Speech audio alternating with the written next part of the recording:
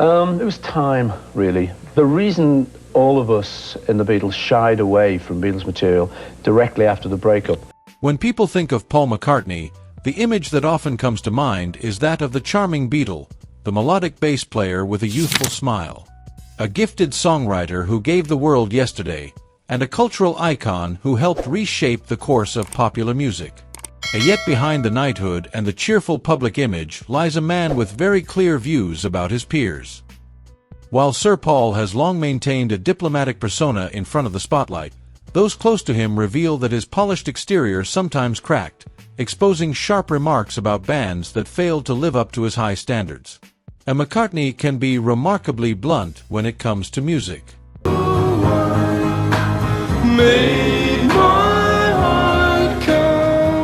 Former Wings guitarist Denny Laine recalled in a rare 2018 interview, "There's kind of between me and Paul, there was always that competition, a friendly competition still, you know. Can you come up with something, or can I?" He knows exactly what he likes and what he doesn't, and he's never afraid to say it behind closed doors. From tense exchanges during the British invasion to dismissive comments aimed at punk musicians who challenged his legacy, McCartney's private opinions reveal a competitive edge that casual fans rarely see. His feuds weren't simply personal disputes. They reflected deeper clashes over artistic vision, songwriting philosophy, and the very question of what rock music should ultimately stand for. Today we're diving into 6 bands that Paul McCartney couldn't stand, and why even some of music's biggest legends ended up targets of the cute Beatles' not-so-cute criticisms. 6. The Rolling Stones. The rivalry between the Beatles and the Stones shaped an era, but what most fans never realized was just how personal it became behind the curtain. Publicly, McCartney maintained the image of friendly competition. Privately, however, he couldn't resist throwing jabs. During a late-night Abbey Road session in 1968, he reportedly told producer George Martin, "I've always thought the Rolling Stones were just a blues cover band that got lucky." Though that remark never surfaced at the time, Paul's opinion echoed over the years in more subtle forms. In a 2021 New Yorker interview, he admitted, "I'm not sure I should say it, but they're a blues cover band. That's really what the Stones are. I think our net was cast a bit wider than theirs." Mick Jagger didn't stay silent, snapping back with a quip about the Beatles being just a 4-piece band with one drummer, while pointing out the Stones were still packing stadiums. And at the heart of Paul's criticism was a belief that the Stones lacked originality. Peter Brown, a former Apple Records executive, recalled, "Paul always felt the Stones were following in the Beatles' footsteps, putting out similar albums only months after the Beatles had already pioneered the concept. That feeling of one-upmanship only deepened when John Lennon briefly entertained the idea of producing a Stones record in 1969, something that reportedly struck a nerve with McCartney. A studio engineer Jeff Emmerich once recalled that Paul was openly annoyed, questioning why John would devote energy to the Stones when the Beatles had plenty of their own work waiting." Although McCartney has, from time to time, acknowledged certain Stones tracks with praise, the competitive tension between the two camps never truly faded.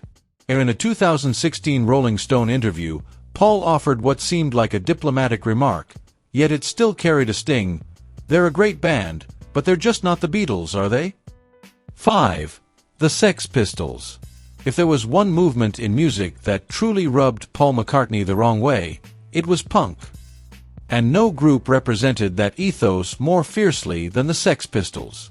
And when the chaotic foursome burst onto the scene in 1976 with their abrasive sound and anti-establishment stance, McCartney was reportedly outraged at their outright rejection of everything he and his peers had built. Paul thought their music was an assault on the ears, revealed Linda McCartney's brother, John Eastman, in a rare 2003 interview. He simply couldn't grasp why audiences would celebrate a band that seemingly took pride in not knowing how to play their instruments. And the hostility went both ways. When the Sex Pistols' God Save the Queen shot up the charts the same week Paul's Mull of Kintyre dominated sales, Johnny Rotten, John Lydon, dismissed McCartney as a dinosaur, the very embodiment of what punk existed to destroy. And what stung Paul most wasn't just their crude musicianship, but their direct attacks on his legacy. Wings drummer Denny Saywell recalled how deeply McCartney was cut after learning the Pistols were using Beatles posters as target practice in rehearsal. He tried to laugh it off, but you could see it got to him. The friction between Paul and the Sex Pistols came to a head in early 1977, when both groups happened to be working in neighboring studios at London's Air facility. Studio manager Dave Harris recalled how McCartney made a polite attempt to introduce himself, only for Sid Vicious to sneer something about establishment sellouts. Paul immediately turned away and never acknowledged them again. Although McCartney would later concede that punk helped clear the air in popular music, he never softened toward the Pistols in particular. In a 2016 BBC interview, when asked about them, Paul offered only a curt line. "Not my cup of tea, really." His tone said more than his words. 4. Oasis. The Britpop explosion of the 1990s crowned Oasis as self-styled heirs to the Beatles, with Noel Gallagher frequently praising McCartney as a songwriting idol. At first glance, such admiration might have seemed flattering, but insiders insist Paul felt quite the opposite. According to longtime publicist Jeff Baker, he considered their obsession with the Beatles tiring, even reductive. In Paul's eyes, Oasis had boiled down decades of his artistry into a handful of recycled riffs and half-baked imitations. What grated on him most was the combination of their cocky image and music he saw as derivative. At a private dinner in 1997, he reportedly told George Martin, "They've nailed the swagger, sure, but where's the innovation? We never just copied our heroes, we reinvented them." That resentment only deepened thanks to the Gallagher brothers' notorious bravado. When Noel boldly declared in 1996 that Oasis was bigger than the Beatles, Paul was livid. Beatles biographer Philip Norman later noted that McCartney dismissed the comment as absurd, privately branding Oasis arrogant pretenders with half the talent and twice the ego. One especially tense moment came at the 2000 Q Awards, where both McCartney and Oasis were being honored. Backstage, Liam Gallagher reportedly approached Paul asking for an autograph, but was met with a noticeably frosty response. Witnesses described McCartney as polite yet visibly uneasy throughout the exchange. With time, Paul's attitude did mellow slightly. He's even acknowledged Oasis's role in keeping guitar-driven rock alive. Still, those closest to him insist he never truly forgave what he saw as blatant recycling of the Beatles sound. When asked about Oasis in a 2018 GQ interview, his answer was as short as it was telling, "Good songs. Wish they'd found their own voice." 3. The Monkees. Among all the bands that rubbed Paul the wrong way, few irritated him quite like the Monkees.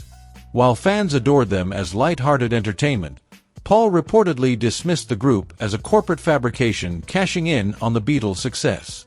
Paul considered them a plastic imitation, revealed Beatles aide Alastair Taylor in his memoir. He was said to change the radio station whenever their songs came on during drives to the studio. What irked McCartney most was their manufactured image, a stark contrast to the grueling years he and the Beatles had spent cutting their teeth in Hamburg's clubs before stardom.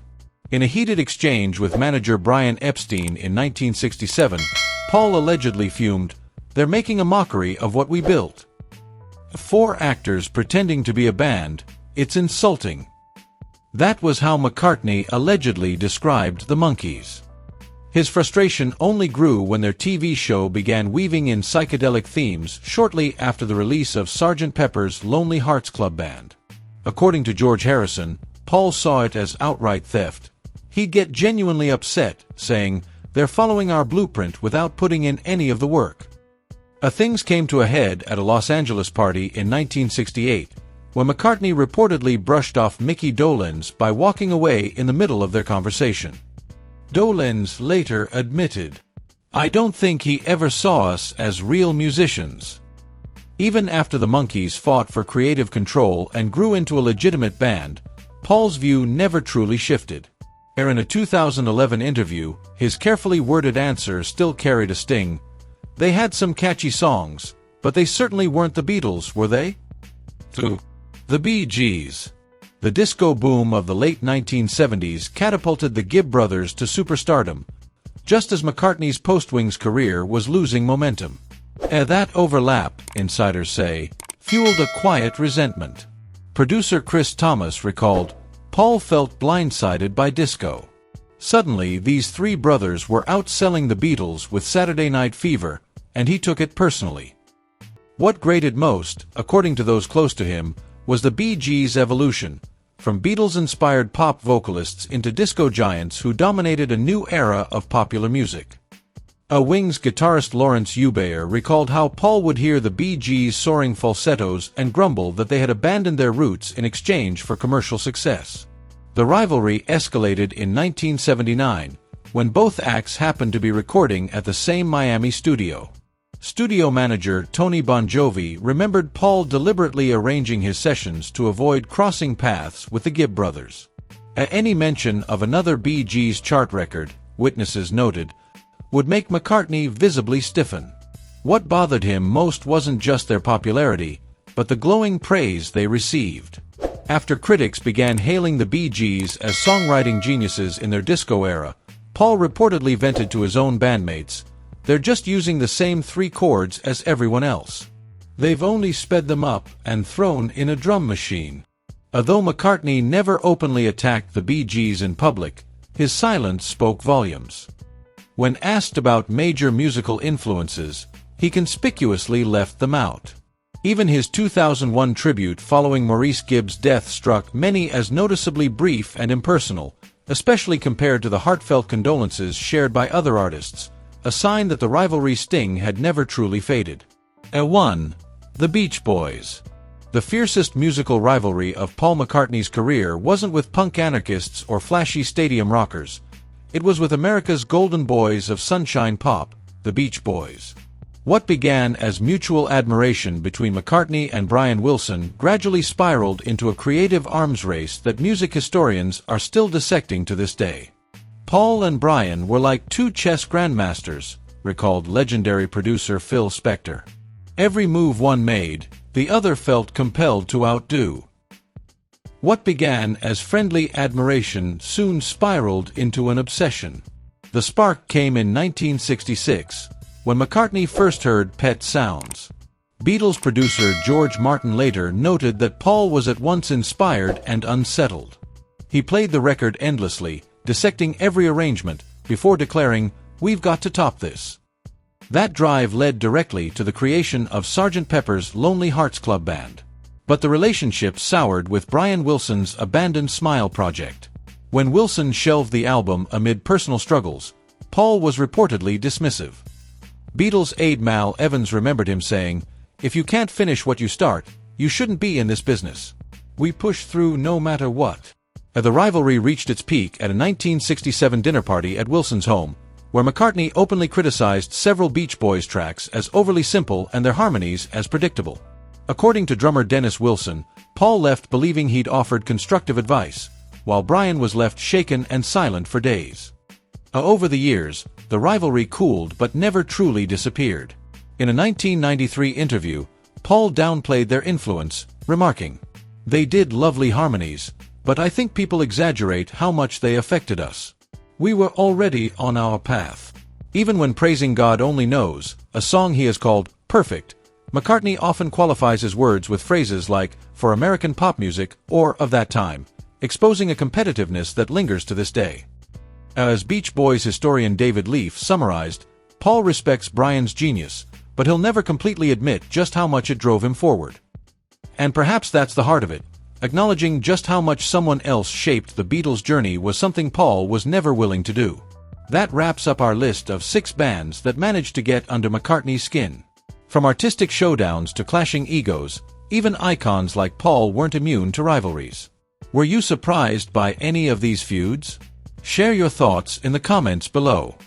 If you liked this look into rock's hidden battles, don't forget to hit that like button and subscribe for more behind-the-scenes stories from music history. And ring the notification bell so you'll always catch our latest uploads.